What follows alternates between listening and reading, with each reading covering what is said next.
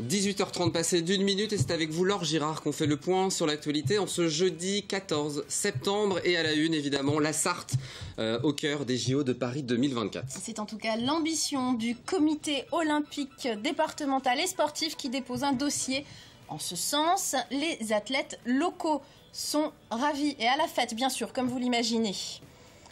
Dans le reste de l'actualité, la foire du Mans, la plus grande foire agricole du département, se prépare à recevoir les visiteurs. Et puis la CGT de la Sarthe se prépare, elle aussi, pour la prochaine manifestation contre la loi travail le 21 septembre prochain. Et pour commencer, la Sarthe pourrait être au cœur des JO de 2024. Un dossier va être déposé en ce sens par le comité départemental olympique et sportif de la Sarthe.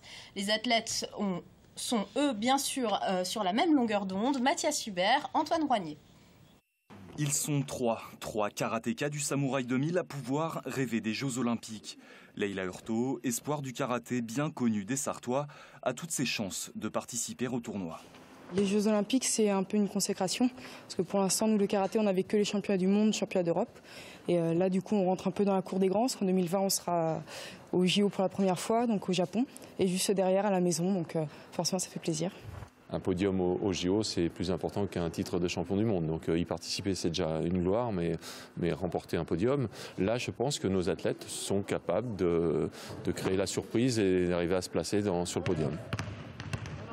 Direction Antares, le MSB est en plein entraînement et la nouvelle recrue du club, Mel Esso-Essis, lui aussi, rêve d'or olympique. C'est un rêve d'enfant, quoi. Même si j'ai touché un peu à l'équipe de France avec les U18 et U19, ça reste une dimension complètement différente et un tout autre objectif. Donc c'est un objectif, même si c'est lointain, et je travaille dur tous les jours pour espérer un jour être parmi les personnes susceptibles d'y aller. Des Jeux de la 34e Olympiade en 2028. Paris 2024, Los Angeles. L'annonce officielle ce mardi de l'organisation des Jeux à Paris a donné des idées au comité départemental olympique. Antares, où le MM Arena transformé en camp d'entraînement internationaux. L'affaire est très sérieuse, le comité va tout faire pour y arriver. Antares peut s'adapter à beaucoup de sports, que ce soit des sports individuels ou des sports collectifs. MM Arena a montré aussi ses capacités à pouvoir faire beaucoup de choses dans ce domaine.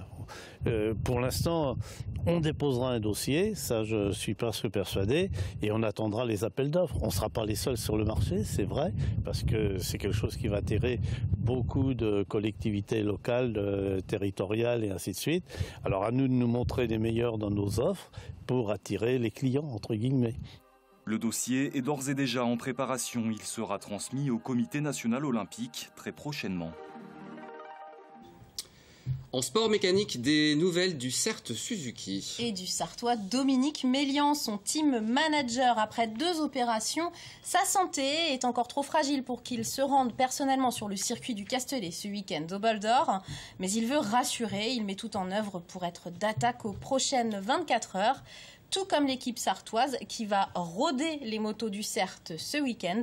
Je vous propose d'écouter Dominique Mélian au micro d'Amoun Chamsoudine. Je vise la première place, c'est vrai, mais je ne vais pas aller la chercher, enfin on ne va pas aller la chercher coûte que coûte, parce que voilà, nouvelle moto, et ce qui est primordial, c'est que l'on fasse ces 24 heures, mais pas des demi 24 heures, faire 24 heures complets, parce qu'on a besoin de voir et d'obtenir de cette moto un maximum de kilomètres.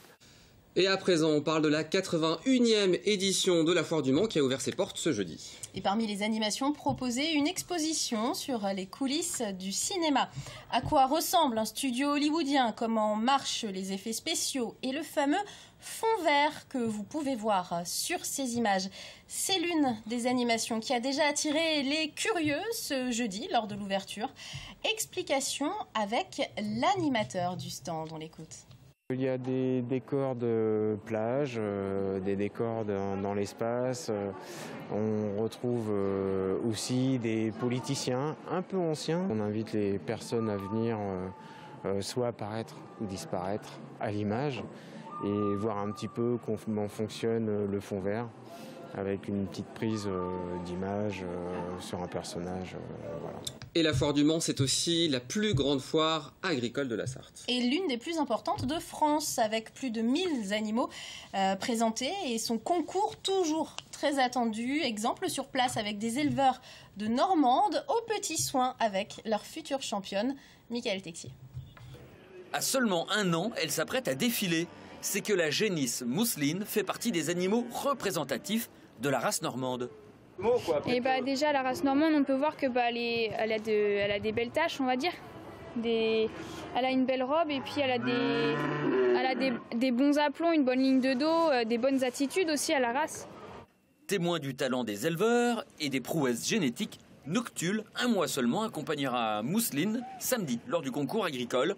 Et j'ai formé un groupe de jeunes passionnés de la race normande. Donc il y a 1 an qu'il est né le groupe. Ouais. On est une quinzaine de membres et on va les présenter. Il y a des vaches, des génisses qui sont destinées aussi à évoluer la race et nous en tant que le groupe de jeunes passionnés aussi à évoluer la race. Sous cette vaste halle, 600 animaux seront auscultés à la loupe. Moutons, chevaux ou vaches, ils devront être parfaits. Pour éviter les impairs, les animaux ont eu droit dans les fermes à un dressage express depuis le début de la semaine. Il faut les habituer à marcher, qu'elles marchent au pas et pour sur le ring, quand on est devant le juge, l'intérêt c'est qu'elles marchent bien, quoi. Ouais. En général, les vaches, c'est assez compréhensif. Bon, voilà, il y en a qui sont plus têtus les uns que les autres, quoi. Mais on essaye de bien figurer le jour du concours, quoi. Pour être plus beau encore, chaque animal va être tondu avant la présentation et lavé surtout. Un toilettage de luxe pour ces stars du podium. Il faut vraiment le nettoyer pour qu'il soit vraiment beau pour demain. Et puis le concours est demain. Comme ça, on va bien les rincer après. Ça permet que le poil soit brillant pour demain. Donc avec un vrai shampoing. Avec un vrai, je ne vais pas vous faire de publicité, mais c'est du moussant, c'est du shampoing aux œufs, tout simplement. Voilà. Et si vous n'assistez pas aux différents concours, il vous reste une chance de voir les animaux vainqueurs. Les plus beaux spécimens paraderont dimanche vers 16h30. Et on ouvre une page sociale à présent. Quelques jours après la manifestation contre la loi travail, la CGT prépare déjà la prochaine mobilisation. Le 21 septembre prochain, le syndicat appelle à nouveau à descendre dans la rue. Nous avons assisté ce jeudi à leur assemblée générale de rentrée entre crainte et remobilisation des troupes.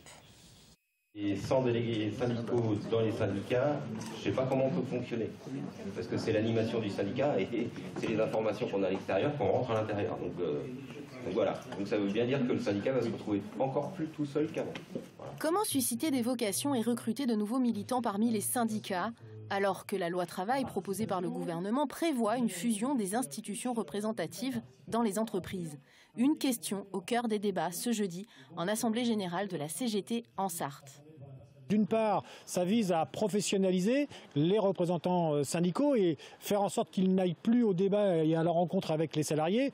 Et quand on regarde l'étendue des prérogatives des délégués du personnel, des CHSCT et des comités d'entreprise, on se dit que ça va être très difficile, y compris pour ces représentants du personnel, pour pouvoir appréhender l'ensemble du contour de toutes ces instances.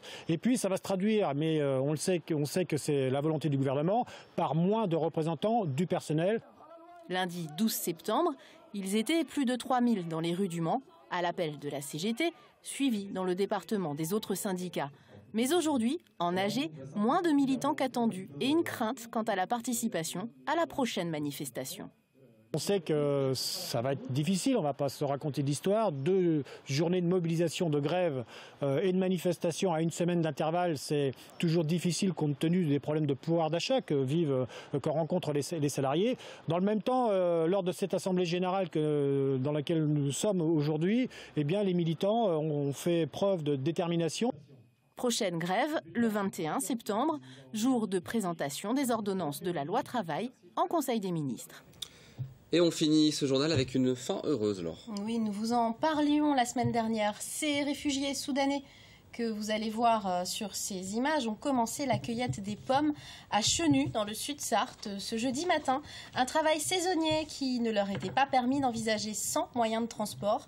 Eh bien, l'association à but social Tadamoun ainsi que le centre communal d'action sociale du Mans ont réussi à trouver les fonds nécessaires pour tous les déplacements pendant au moins 6 semaines. C'est la fin de ce journal. Dans quelques instants, la météo présentée par Maxime Olbert. Et puis on se retrouve ensuite pour le Face à la Rédac avec Julien Rimbaud, le directeur de la Foire du Mans, et Isabelle Alain, la directrice de la Chambre d'agriculture et co-directrice de la Société des agriculteurs. A tout de suite. 18h15 cette semaine avec la Foire du Mans du 14 au 18 septembre, bien plus que des animaux.